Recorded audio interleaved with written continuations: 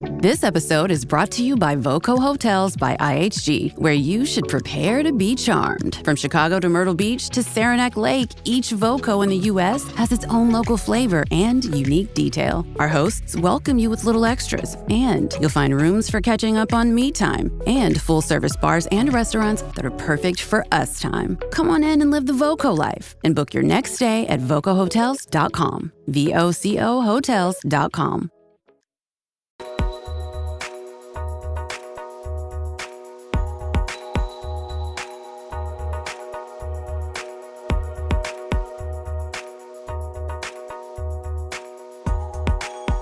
Welcome to episode 75 of the High Volume Hiring Podcast. I am one of your co-hosts, Stephen Rothberg, with College Recruiter, where we believe that every student and recent grad deserves a great career. And this is going to be an awesome episode. We have a real live, breathing practitioner on. But first, Jeanette. Hi, everyone. Good to see you.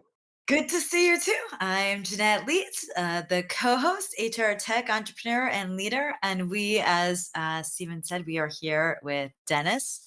Thrilled to have you here. Dennis is an award-winning talent attraction professional, and he's currently the VP of Talent Attraction and Engagement at Wells Fargo. He's really well-rounded, has great industry experience. You've done, let's say, recruiting, marketing, employer branding across staffing agencies, recruiting marketing agencies, and now he's at a direct employer. So Dennis, welcome. We're so happy to have a practitioner in the house. Thanks for having me. I was really looking forward to it. So thanks. Awesome. Well, I know we have you here by phone, so thank you for making time. Give us a little bit of background. Like, how did you get into high volume hiring? I went to school for communications, and then right out the gates, I did marketing for Enterprise Rent-A-Car. And then I delved into recruiting because I liked relationship building quite a bit. Recruiting was kind of neat because all you're doing is building pipelines, relationships, talking to people about meaningful things, talking about, wow, wouldn't it be great to buy this car or rent this car at Enterprise wasn't exactly fulfilling. So got into recruiting. My favorite part of that was, what would this job do for you? What would it do for your family? What would it do for your lifestyle? It wasn't about like guns in the air. Does this rate work? You know what I mean? I cared more about the person, the outcome of connecting someone to work based on what it would do for them. And then I said, look at the data. Where are these sources coming from? Why aren't we marketing things like that? So it piqued my curiosity. It was like, let me combine recruiting and a marketing background. And I was able to kind of leverage those skills and jump into it for a staffing firm. Thank you also for joining us. And for those who are kind of wondering why his videos narrow, like Jeanette said, that's what the phone does for us. But a couple things. One is College Recruiter's done a lot of business with Wells Fargo over the years. And that might be in part because my wife, who's also our CEO, one of her first professional jobs was with what became Wells Fargo, which was Norwest Bank, headquartered here in Minneapolis. And then kind of the guppy swallowed the whale. And the powers that be understood that the Wells Fargo brand was a heck of a lot stronger than the Norwest Bank brand. But you mentioned, Dennis, that you've done these different kinds of recruiting. Specifically for high volume, what kinds of roles have you personally been involved with for high volume hiring? I've been around the block. I've run the gamut. So IT specifically, like sysadmin, software engineers, et cetera, accounting and finance, admin, light industrial, scientific, pharmacy technicians, warehouse, phlebotomists, registered nurses, travel nurses, Wow. bankers, and tellers. And that's a good amount of them, but not all of them. That's just off the top of your head. Yeah, Just a few. it's a lot. It's a lot. I mean, that's such a big range.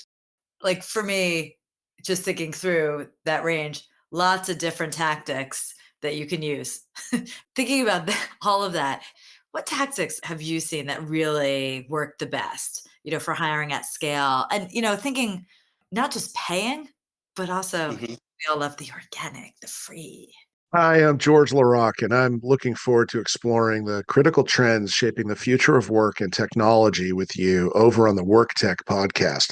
Now, this podcast is a little different. I bring together industry leaders, innovators, and investors, and we go deep into market intelligence that matters to HR pros and tech providers alike. So give the Work Tech podcast a listen here on the Work Defined Podcast Network, and please subscribe if you like it. See you there. Yeah, a company likes the organic because it doesn't cost them $1. Exactly. I mean, it's all about the approach, right? The approach is the same. Numbers are numbers, performance marketing versus brand marketing, all that's the same. Who are you going after? What are the personas in it? What is running market intelligence for supply and demand for the skill sets? Finding sentiment analysis. What are people saying about our brand? What are they saying about our competition? What are we doing better than our competition? And jumping on that and pouncing on that and our messaging from who we are, what we offer, and why we're better in that market. And then paid is you're going to do job boards because they're hourly workers for the most part. They're all over job boards. So you want to focus specifically on doing programmatic because you can do it at scale. Suppression rules like do not spend if we get 10 resumes in the first 24 hours, or stop spend if we've had 25 views and no conversions because there's something going on either technically or with the job description, et cetera. Or I know very well that their phlebotomist in Los Angeles is going to cost me a lot more than it is in Kansas City. And I know that for a fact because I have all this data to tell me that stuff. So from a paid perspective, you do search, you can do job boards. And if you wanted to do display, or for somebody who's data driven and drives me nuts, out of home advertising, you can see what the lift is and stuff like that. That's good. But I'm a data guy, so that one's a tough one for me. In organic, of course, you want to do video. It's the most, consumed, retained, and shared medium there is. And do it by people, for people. Do it on something like a phone. Don't have a Hollywood production. They're going to believe people in a real setting. Someone in a studio, it's obviously made up. So doing things authentically and arming your recruiters with just those organic assets, whether that's going to be those videos and employee testimonials or landing pages as to why would you want to work here, for the passive folks who might know your brand but might not be 100% like ready to go yet. And social media as well, constantly having a presence, sharing your employee stories out there and getting that in the hands of the recruiter. So all of those things you can arm people with, and create, as well as a performance marketing and brand marketing, depending on what does the market look like, supply and demand, how much performance, how much brand do I need to do? That's really interesting. So one of my big takeaways from what you just said too is how data driven you are, and I would assume therefore also employers that you've worked with in a talent acquisition capacity. When you think back to some of those conversations that you've had internally at any organization, or if you're talking to your peers in TA at other organizations that are also large, what are some of the challenges that you hear when you're going to a hiring manager and saying, I want to do video. I want to do out of home. The job board piece, I would think that's a pretty easy sell. Your knee jerk, just throw it up there. It's going to be all set, right? Like, well, I wouldn't be here if that was the answer every time, right? Right. There is no silver bullet. And I think that's one of the lessons that TA kind of has to learn over and over and over again. But when you are talking with those hiring managers or CFOs and you're looking for a pile of cash to do something, maybe give us a couple of examples of like real challenges that you've had to overcome. Yeah, it's budget every single year. Someone will be like, "Can you cut the budget back, and do the same or maybe more?" And it's happened twice where I went in to meet. I was good enough to, be able to get in with the CEO at a couple different organizations and talk about what my annual plan was. And I'd come in, I'd be, I want to increase the budget by 25 or 30%. The first thing they say is, "We're trying to cut costs," Yep. So immediately they have the mentality that you're a cost center, not, you don't have ROI, which is, so it's these conversations. That's a challenge right off the bat. That's what they say. But then here you go, you have your data. This is what we had. And in staffing, you would know what your margins were, what the average placement was for months, what the average revenue was per start. You could literally show like, you gave me $1.2 million or you gave me $7 million. And for every dollar you gave me, we billed 14 back. Hmm. Can I get 25% more budget? Yeah. It's like, Right. here you That's go. not hard to do. You know what I mean? Here's the business case. It's done. Yeah. Yeah. And then also like on the ground level with hiring managers, you can do, why is it this difficult or whatever? You show them supply and demand, what the competition is, what things cost from a CPA and a CPH perspective and what the ratios are, and say, this is going to take this. I'm going to need this much. This market's hard. We're going to have to do more levers and it's going to take more time. So it's setting expectations, but everything is data driven, those conversations. Therefore, it's like in a court case, you just like, I rest my case. And then I've been lucky enough to have people understand that, read the data, listen to the data storytelling, and give budget. So it's been helpful. But it's a challenge every time because they have a mindset to cut. This episode is brought to you by Amazon Business.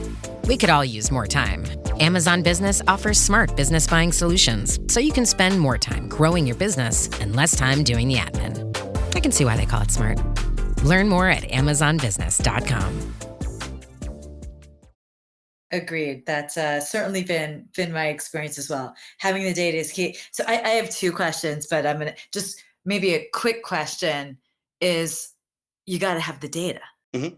So any tips to people who are, maybe newer to the space that doesn't have the data or hasn't been any advice there? Because if you don't have the data, Mm-hmm. sort of dead in the water, your budget's getting cut. Yeah, it's what houses data. Does CRM house data? Does the ATS house data? There's marketing data out there on the platforms that you're using, et cetera. So no matter what, something's being measured somewhere. Take everything that's being measured and tell as much of a story that you possibly can. It all comes down to hires. That's the goal. That's the golden ticket. If you can get that, great. That's in the ATS, but are they properly doing attribution via source? If so, there you go. But you're only as good as the available data to you. So. That's true. Just following more on that question again, newer to space, you're new to high volume, any just overall advice to give? Yeah, newer to the space, talk to as many people as you can, do as many webinars as you can. I learned everything from mentors, coworkers, clients, webinars, all of those things. Like no one taught me any of this. You had to be self-taught. And there's an industry of wonderful people. We are great people willing to help other people. We're the sunshine and rainbow. Everything's great people, in marketing. And we have a very small space, a small niche industry, and we all love to help each other. So talk to people, consume as much as you can, and you'll do nothing but educate yourself and get better and better and better. And I would add to that listen to podcasts, right? I mean, there are some fantastic. As we're on a podcast now, listen to podcasts. Oh, see, there's my bias Yeah. showing through. No, plenty of those. Yeah. In all seriousness, in just one comment, and Jeanette, if you've got like a final question, we can go to it. But the willingness in our industry of people to share, Mm-hmm. so true. I've been to probably 100 or 200 conferences, trade shows, whatever. And it's kind of hard at most of them to find people that aren't willing to share. It's like going to New Orleans and trying to find bad food. That's a difficult challenge. And for people in TA who are new, definitely talk to the vendors too, right? Because a vendor that's been working with your organization or that has been around for a while, somebody who's been at that company for at least a few years, they've kind of gotten past that I need to close this sale today mentality, and they're more relationship driven. So the trusted vendors that your organization has can usually be a real wealth of information. Yeah. Always, there's always a little bit of bias. But Jeanette, before we leave off, did you have another question? So obviously there's lots of new people, but then there's a lot who've been around the space. What about advice around those who are experienced? And one question I have, just because I do think it's a more sophisticated experience question. You were talking earlier about the mix of brands and performance. Mm-hmm. Like that advice there, right? Because that could be a little tricky. So maybe that combination of someone who's more experienced. What's your thoughts around, how to think about brand versus performance? Brand versus performance, really, it's about supply and demand and everything like that. So Yeah, the challenges you're going to find, if you find challenges, chances are it's going to be a saturated market and you need to stand out. And it's very difficult to do that. And it costs a lot of money, a lot of levers, and everything's going to be very expensive. Or if it's a very rural area, there's not a lot of people. And, in Wyoming and Colorado, I run into it's a very wealthy town. Everything's really expensive. So the people who are hourly workers live 40 miles away, but there's mountains and bad weather, and it's really hard to attract people. So it's either going to be it's either going to be supply demand or the difficulty in finding people because there's not many that are around. So understanding that, you can help weigh how much of each you need to do in whatever market you're attacking. that's awesome. Awesome. Love it. Dennis, thank you so much for joining us. This has been fantastic. Thank you. Jeanette, great to see you again. And Always. yeah, the next time that we're together, I think it's basically Halloween. It's Halloween and I expect a costume, so I'm putting it out there. I'm gonna wear my middle-aged dad costume. How about you? Perfect. You'll have to tune in next week or in 2 weeks to find out what costume. All right. Dennis, thank you so much. We appreciate Thank you it. both. Yeah, it's fun. I appreciate it. Have a great rest of the day, everyone. Cheers. Take care. Bye.